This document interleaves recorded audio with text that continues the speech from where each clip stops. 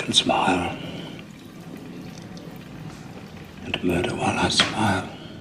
So good to see you.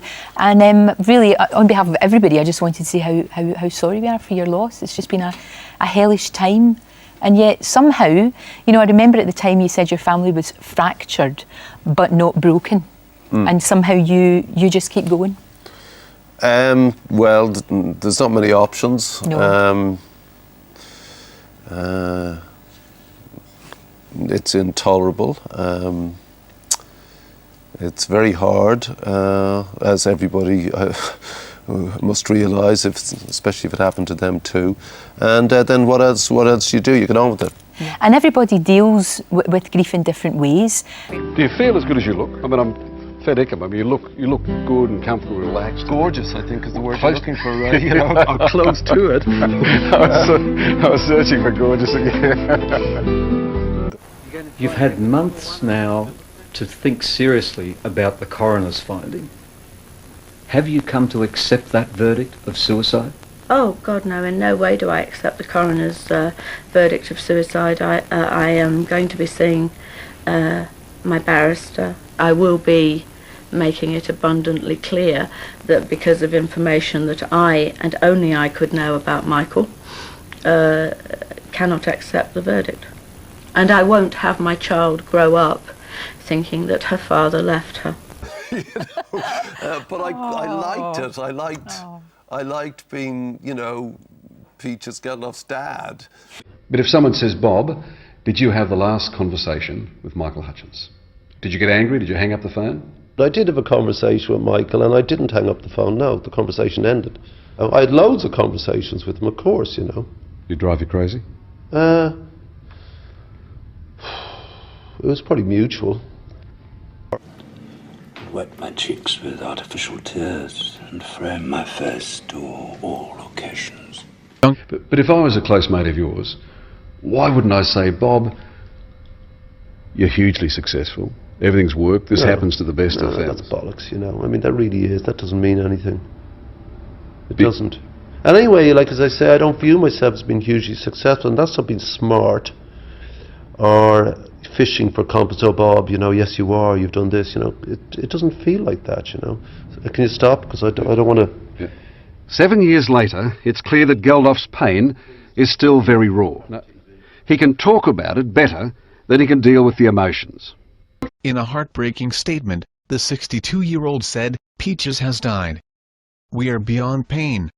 Physical pain of it was so bizarre. Like it hurts. It hurts. Like it's like you've been pounded in there, had a car crash and smacked against the wheel. I mean, I couldn't survive that stuff again, and I don't want to be. So you wouldn't marry again? No, I don't think so. You getting married? Is that going to happen? We read that it might. Well, maybe. Well, what'll happen? I mean, I was going to ask her to marry me. Call me hasty, call me rash, call me Mr. Impetuous, yes. But after 20 years I decided I'd rush into things.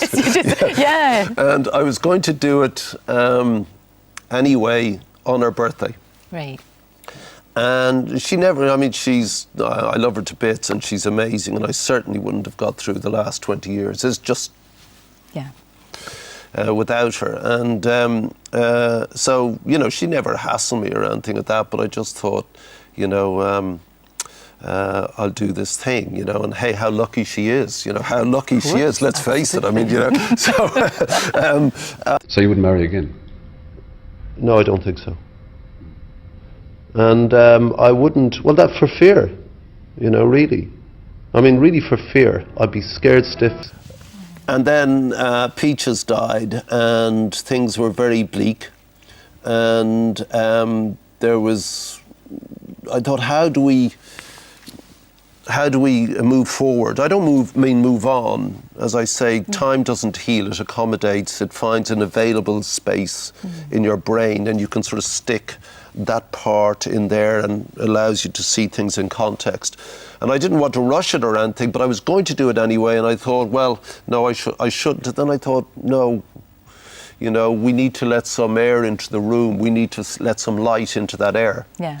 the wedding thing, I mean, if it happens, it'll have to happen before we do this tour that I'm supposed to be announcing today. And do you think you're going to get married?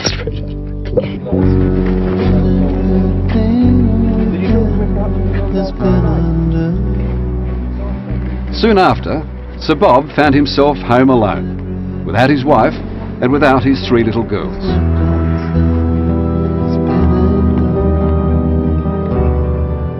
You drag yourself up the stairs and you don't smell the children anymore. You don't hear them rustle in their sleep.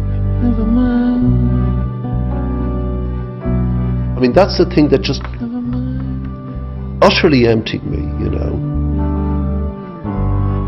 I was incapable of anything, any intellectual function, any physical function, certainly. I couldn't get up out of bed. I couldn't get up. I couldn't get it up. Especially for the wedding, and I need to give you a hug. I do need to give you a hug. Not a meaningful girl hug. I'm sick of people giving me meaningful hugs. Women go like this. Come here, let me give you the men go, and then they keep getting stronger. It's not enough, and you're kind of. But girls go like this, and then they push you aside and look at you to tell you I really mean it. Well, I really do. Thank you, love. Thank you very much indeed. Was there a point where you thought of suicide? Yeah, I did, because I didn't want to wake up, and what I did was I made out a list of why you would stay around, and a list of why bother staying around.